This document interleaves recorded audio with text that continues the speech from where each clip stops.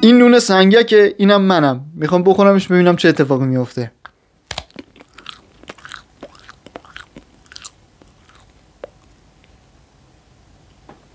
خلبان بمرده. نه بدون شوخی میخوام بهتون امروز 6 تا رژیم غذایی آموزش بدم و در نهایت یه جنبندی خفن بکنم و بهترینشون بهتون معرفی کنم. پس تا انتها با من همراه باش. درود بیکران به تمام فارسی زبانان جهان. خیلی خوش اومدید به اپیزود رژیمی از کانال علم‌آرا. من مهدی ام. اینجا مرز بین دانش و سرگرمیه. امروز با هم میخوایم یه انیمیشن جذاب در عین حال علمی از کانال کسی کریتیو رو با هم ببینیم و بررسی کنیم تا با انواع رژیم‌های غذایی آشنا بشیم. اگه حاضری بزن بریم. فقط من یه توضیح قبلش بدم. توی این انیمیشن اومده هر رژیم غذایی رو به یه مهمونی تشبیه کرده که غذای مختلف مهموناشن. من میام بعد هر مهمونی ویدیو رو پاز میزنم تا توضیحات تکمیلی رو راجع به اون رژیم غذایی بگم. اگه آماده ای بزن با هم بریم. Good evening, Mr. Meat. Welcome. Hey, what's up, bro? All good, bro? Your VIP table and your bottle of extra virgin olive oil are ready, sir. Ah, perfect, bro. Look, bro, this is cheese. She's coming with me, bro. Of course, sir. Have a great time. Enjoy. Mr. Avocado, so nice to see you again. This way, please. Mr. Egg, such a long time. Welcome back. You can leave your shell in the cloakroom if you like. عاشق فضاسازیشم. یعنی اومده دهن رو تشبیه کرده به این در ورودیه، بعد دوتا نگهبانم به عنوان دندون و زبون گذاشته. خیلی جالبه. Hey, stop there. Can I have your name, please? Hi, my name is Bread. Bread. Last name? Whole wheat.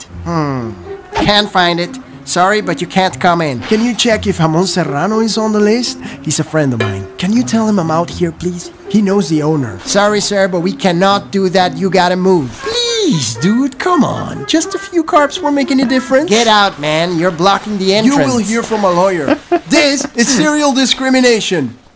خب اگه دقت کرده باشید بالای ساختمون نوشته بود کتو کلاب و این یعنی که اسم رژیممون کتوژنیک یا به اختصار کتوه. پایه و اساس این رژیم هم اینه که مصرف کربوهیدرات به حداقل برسه، به جاش مصرف چربی ها زیاد بشه. پس به خاطر همین بود که گوشت و تخم مرغ و پنیر تونستن وارد بشن ولی نون جلوش گرفته شد. ولی از اونجایی که کربوهیدرات خیلی عامل مهمیه برای بدنمون و لازم و ضروریه، این رژیم میتونه یکم نامناسب باشه. من خودم که اصلا توصیه نمیکنم رژیم‌های طولانی مدت کتوژنیک بگیرید. اینم یه جدوله که میتونید تمام اطلاعات رو یک جا ببینید، میتونید اسکرین شات بگیرید یا ویدیو رو پاز کنید ازش استفاده کنید. DJ Salmon. Welcome, my friend. Always in good company. Thank you, Mr. Tom. I can't say the same, unfortunately. این چی بودیه؟ Yeah, good luck with your session tonight. Mrs. Pistachio, step inside, please. You look beautiful as always. Come on. Pull yourself out of my behind, dear Have a child. great time. چی کارگردانی یعنی بشه سالم بخوام. Hey, wait a minute, you. What's your name again? Bread. Whole wheat bread. Let me see here. Whole wheat. Not in the list, bro. Sorry. Can you take another look, please? I am whole wheat. I'm supposed to be healthy. No, nobody cares if you're healthy or not. If you're not paleo, you don't go in. Hey, what up, bro? You good, bro? Hey, Mr. Meat. Welcome back. Step inside, please. Just one thing, sir. I'm not allowed to let cheese in this party. Okay, I'm sorry, cheese. See you later, baby girl. Ah, what an idiot. Hey, cheese. If you want, we can go somewhere else and make a sandwich. Oh, no thanks. I have enough calories by myself. تو کامنت بنویسید نون بدبخت. I'm going back to that keto party. خب این قسمت هم مربوط میشد به رژیم غذایی پیلیو یا به فارسی پالئو. اگه دقت کرده باشید روی دیوار نوشته بود غار پیلیو. اما چرا غار؟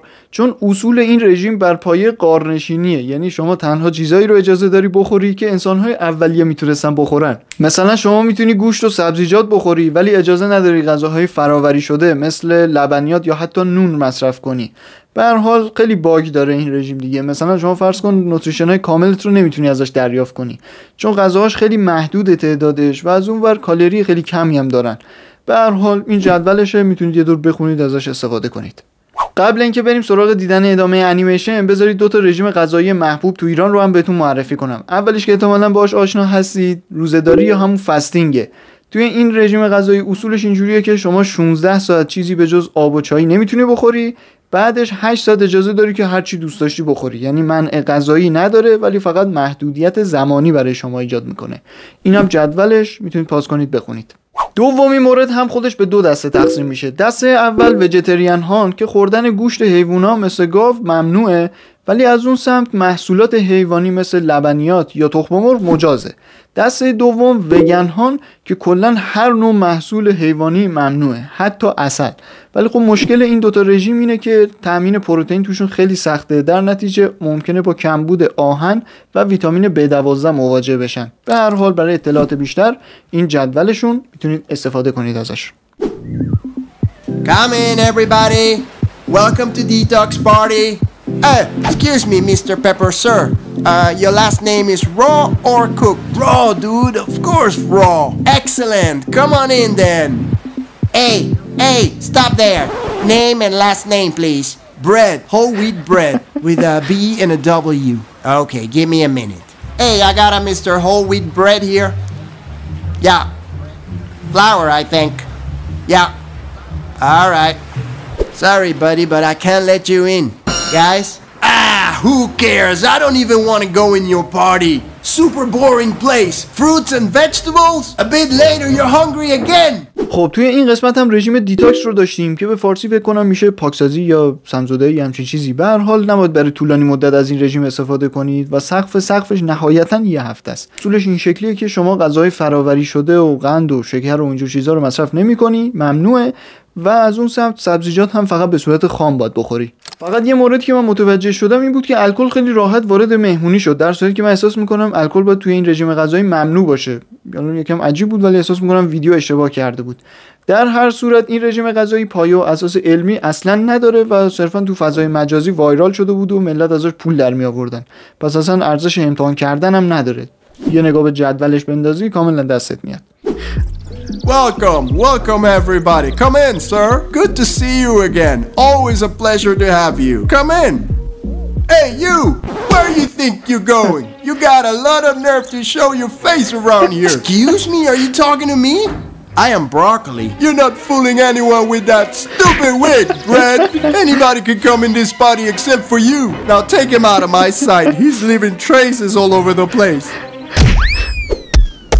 این رژیم هم اسمش بود گلوتن فری یا همون رژیم بدون گلوتن. گلوتن یه پروتئین داخل گندم و جو. وقتی اونا آرد میشن شما دیگه نمیتونی محصولات آردی رو مصرف کنی، مثل نون یا حتی ماکارونی. این رژیم غذایی خاص مناسب افرادیه که بیماری سلیاک دارن یا نسبت به گلوتن حساسیت دارن. پس به آدمای عادی پیشنهادش نمیکنم، چون بدون خوردن گندم یکم تامین فیبر سخت‌تر میشه دیگه. نه، به هر حال این جدولش هم میتونید یه نگاه بهش بندازید، ازش استفاده کنید.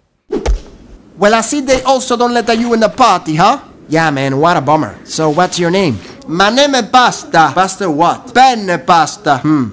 Pleased to meet you. My name is Bread. Piacere, Bread. Hey, Bread, we should organize our own party. That's a great idea.